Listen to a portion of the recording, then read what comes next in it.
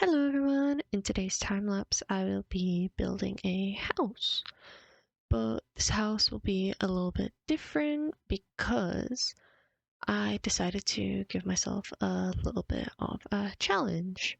I wanted to make a house without using any references at all and kind of see how that goes. And also experiment with textures and different color palettes. I struggle with color quite a lot, so I wanted to kind of diversify my color palette. As I was editing this video, I somehow managed to cut off a minute at the start, so I have absolutely no clue how that happened, but it just did. So I'll be rambling for a minute. The little error at the start where I accidentally cut a minute out kind of dislodged the rest of the audio, so it is a little bit mismatched, but it's not too much. I hope it's still enjoyable. So right now, what I'm doing is just placing down a bunch of birch planks, which I really enjoy the look of. They have become one of my favorite blocks actually to do texturing with.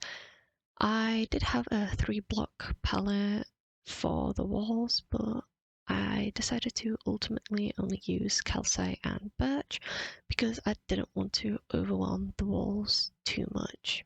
At the beginning, when I was choosing my color palette, I also had oak logs for the walls, but when I actually put everything together, it kind of looked messy. Like the colors didn't really match together, the texture was a little bit overwhelming, so I decided to change it for oak stripped logs. It helped balance out the overall look because it was a lot more lighter and it was a lot less texture heavy.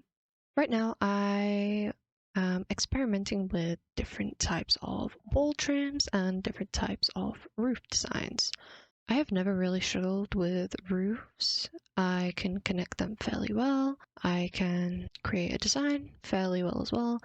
That has never been an issue. But what was an issue was trying to connect this specific roof with the walls because I wanted to try out a different type of roof where it's above the outside block, outside of the stripped oak log that I used, because a lot of the roofs kind of overhang, and this one overhangs as well, but not to the extent that normal roofs do. I really like the wall design that I did here. I also really love using shelves. Shelves in Minecraft have literally saved my life. It is so good. I can do so many more gradients with them, and it is just amazing, and I love them so much. I can just go on and on and on about shelves, honestly. With the roof, I wanted to do an accent color of red, but it just didn't seem right to me. I couldn't really find the right blocks to use. They just didn't gradient enough for me. I'm really picky. I'm really picky with the way stuff looks. And if it doesn't look right to me, I just like kind of have an aneurysm and then cry about it. Not actually, but like I said, I do struggle with color, and going with the red was kind of a bold move because there's not really that much red, like slabs or like logs or anything like that. There is the mangrove and the crimson wood, but like I did want to use mangrove, but it was a little bit dull and it didn't stand out as much as I wanted it to. So instead of red, I went for a green accent, which is honestly just a comfort pick because I really like copper and I use it a lot. I have been a copper fan since day one. The accent color did change, but I'd say it brought the house more to life because the red kind of it would have stood out really well, but like I said, I'm fairly picky and it just wasn't doing it for me. I wanted a really bright red, but the mangrove stairs just didn't really cut it. I tried doing nether wart stairs as well, but those were too dark. I wanted like the mushrooms that I placed down. I wanted it to be that type of color red, but there wasn't really any in between like slabs or stairs or trapdoors that really fit the same theme I was going for. So I just had to change it really. I did end up changing the top of the roof a little bit because I wanted it to be a little bit taller and have what you call it? I want it to be taller and what do you call it? To stand out a little bit more at the top, you could say. I don't know if there's a word for it. English isn't my first language, sorry. Um I do struggle with words sometimes.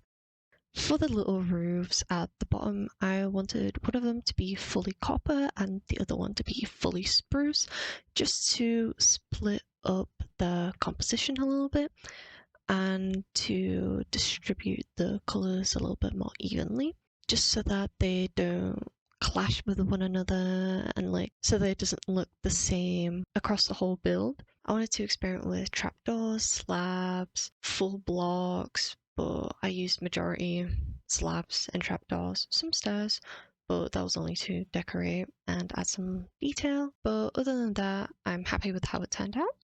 With the detailing, I wanted to use dark oak instead of spruce or anything similar because it was going to blend into the roofs and the stripped oak a little bit too much. So I used something a little bit darker to give it that contrast. I did dark oak for the gates under the roof. I did only do it on one side because it could only be fit under one side, which is shown. I also did dark oak shelves for the window shutters and the flower pots or flower beds underneath the windows.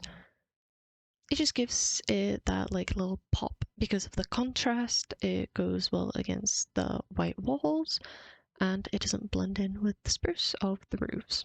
Here I used some banners on the walls and the roofs to really bring them all to life. I really like putting banners onto my build because it just kind of gives them a refreshing look, gives it a little pop of colour as well, especially on the roof with the cyan banner. The copper is like more greenish and then the cyan brings out the bluish undertones in some of the copper. I also used the banners on the inside for windows as curtains.